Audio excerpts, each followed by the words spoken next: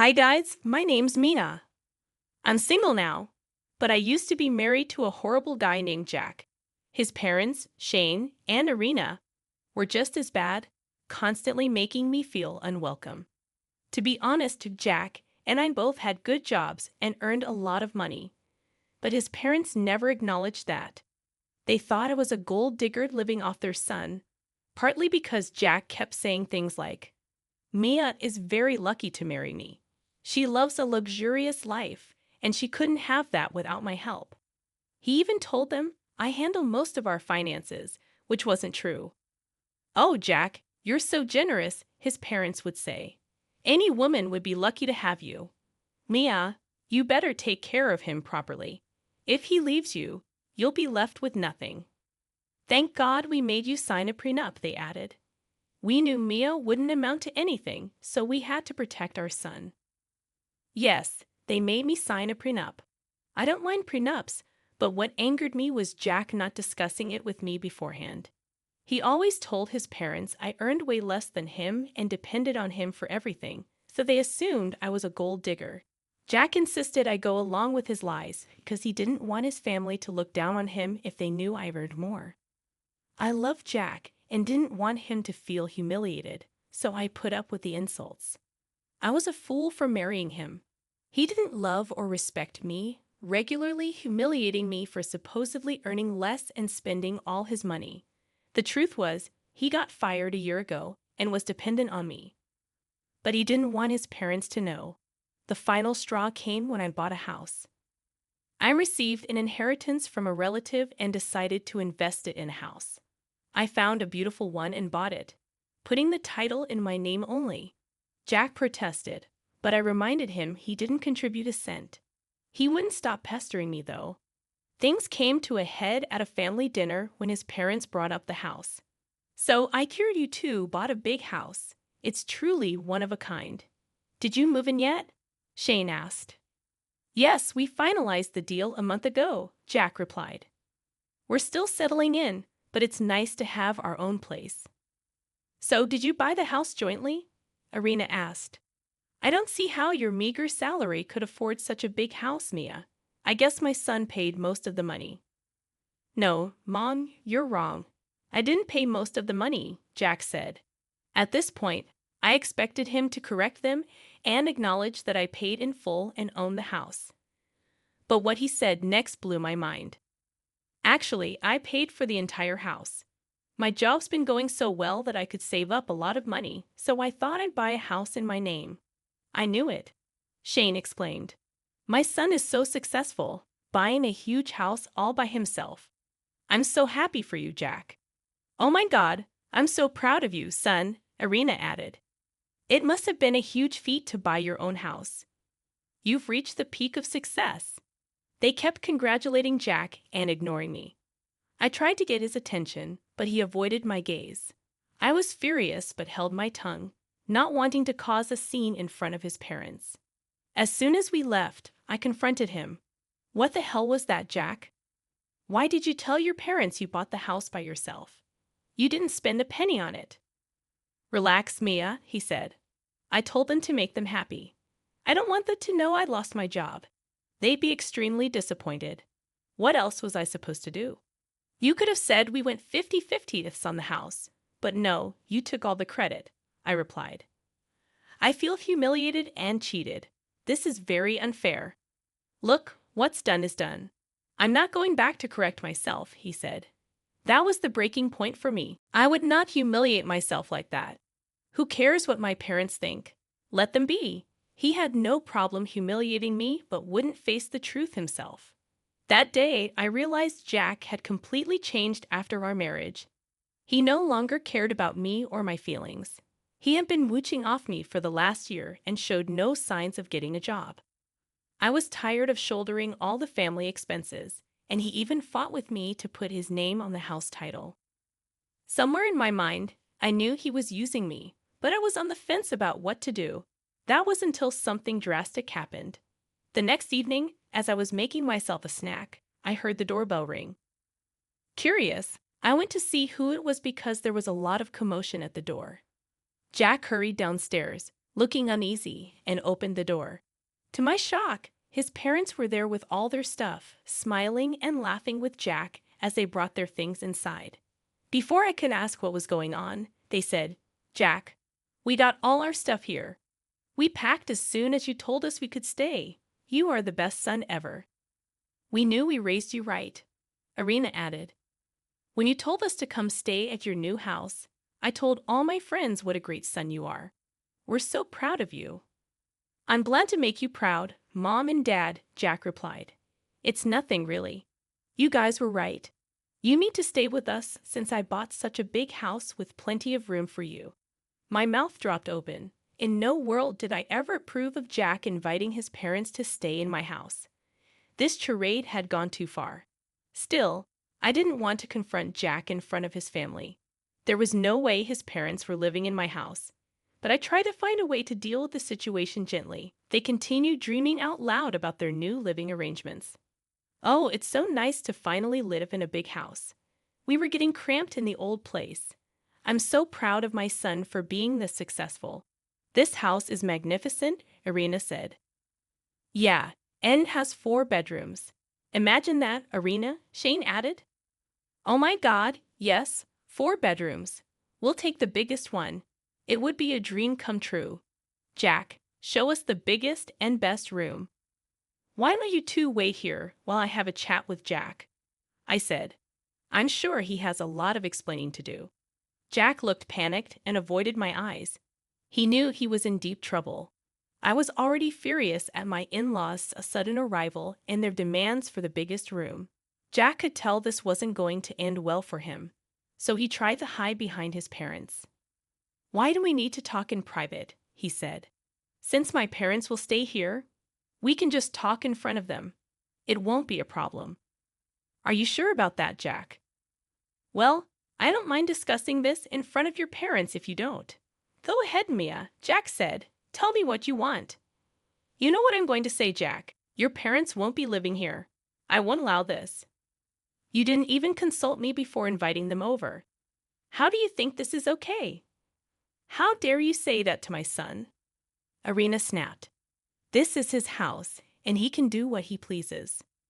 "Yes, he doesn't need your permission to keep us here," Shane added. "Know your place, Mia. You can't talk to our son like that. Be careful, or he might kick you out. Now stop being a spoiled brat and show us the biggest room. We can't wait any longer." "Nah, I don't think I'll do that, Arena," I said. Arena and Shane were shocked by my audacity. I didn't know if I should be mad at them or Jack. Yes, they were entitled, but it was Jack's fault for lying and inviting them over.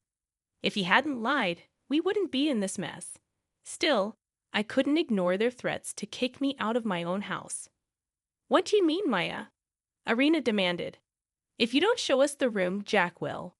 Our son promised us the biggest room. We left our apartment because of that. We came here today because Jack promised to take care of us. He invited us to stay in his new house, so we ended our lease early." "Well, in that case, Arena and Shane, you've made a huge mistake. I don't think you can stay here at all, let alone get the biggest room." "How dare you, Mia? We don't need your permission to stay here. My son will show us our room if you don't. This house is not yours, so you can't dictate whether we stay here or not," Arena retorted. "You got that wrong, Arena. I guess Jack hasn't told you yet. This house belongs to me, not him. So you won't be getting the biggest room. In fact, you'll have to do with the streets instead." "What? That's impossible. Jack told us he bought this house." "You're lying." "Is that so? Then why don't you ask Jack and find out the truth? I'm sure he'll clear everything up." "Damn right we will. Jack, tell your wife she's being a lying witch right now." "Yeah, Jack, tell her you own the house. You said so yourself." Both Shane and Arena looked expectantly at Jack, hoping he would confirm their belief. Jack stared at his feet, saying nothing. Slowly, it dawned on his parents that I might be telling the truth. They were still incredulous, as they had believed I was a gold digger with a poor job, while their son was the hardworking, successful one. "Jack, why aren't you saying anything?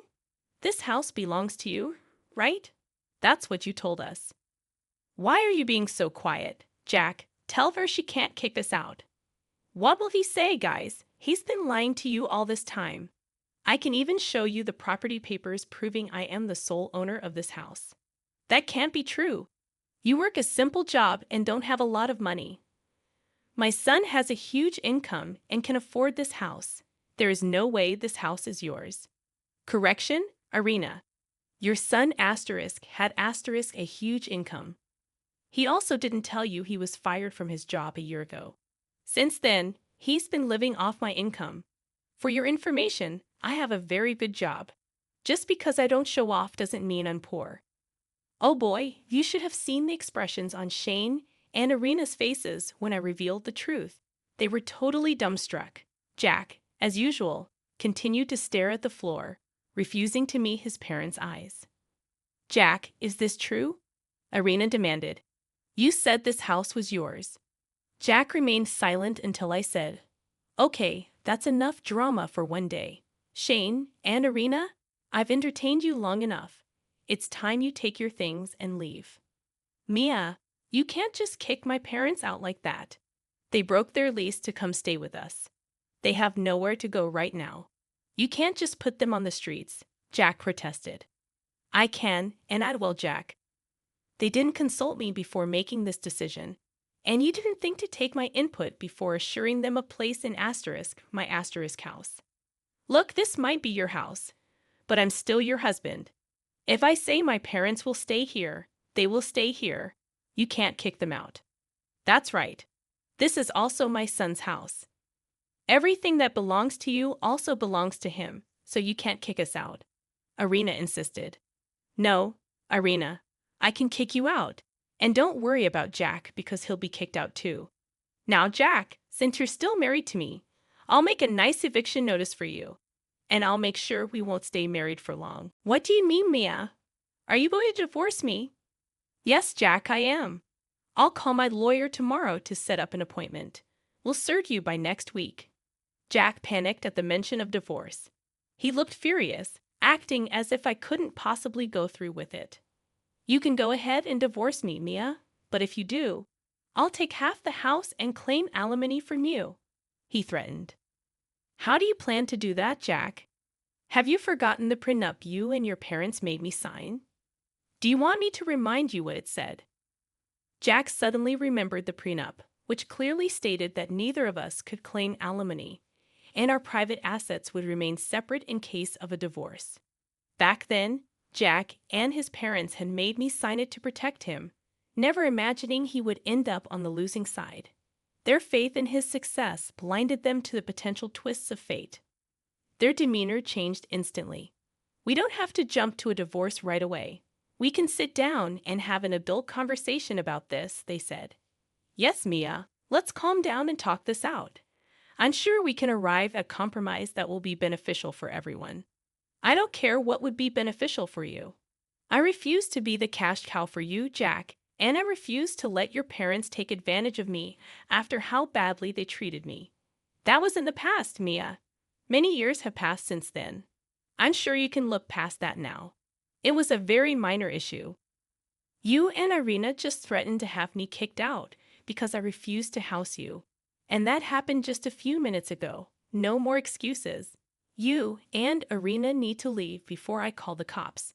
I would prefer if Jack leaves as well, but if he needs an eviction notice, he will get that soon. Jack, Shane, and Irina started begging me to change my mind. Those two idiots had really ended their lease to move in with us. Jack thought he could convince me to play along like I had in the past. He had no idea I would stand up for myself and stop being a pushover. I was done being the family doormat. Not anymore. When Irina and Shane refused to leave after an hour, I called the cops. They came and escorted them out of the house. After Irina and Shane left, Jack screamed at me for humiliating his parents. I reminded him he had only a month to vacate my house. That made him switch his behavior to being apologetic and remorseful. The way this family changed their behavior gave me a headache. Thankfully, I didn't have to deal with them for long. From that night onwards, I didn't allow Jack into my room. He stayed in the guest room until it was time for him to leave. Yes, he was served with an eviction notice, so he had no choice. Meanwhile, his parents, after spending a huge chunk of their savings on a hotel, were forced to find a new place to rent. Surprisingly, they didn't allow Jack into their new place. Jack was left scrambling for accommodation, just like his parents. It seems their relationship has become strained. They blamed each other for their present condition, and now his parents refuse to support Jack anymore. Jack had to couch surf at his friends' places until he found a job. I filed for divorce. There was no way I was staying with him anymore. He disrespected me and revealed himself to be a vain and selfish man, nothing like the person I fell in love with. Jack tried his best to change my mind, but I was firm in my decision. I refused to be taken advantage of anymore. Since we didn't have kids, our divorce was finalized after 6 months of separation. In those 6 months, I rebuilt my life and started dating again. Surprisingly, Jack still hopes we can get back together, but that will remain a dream for him only.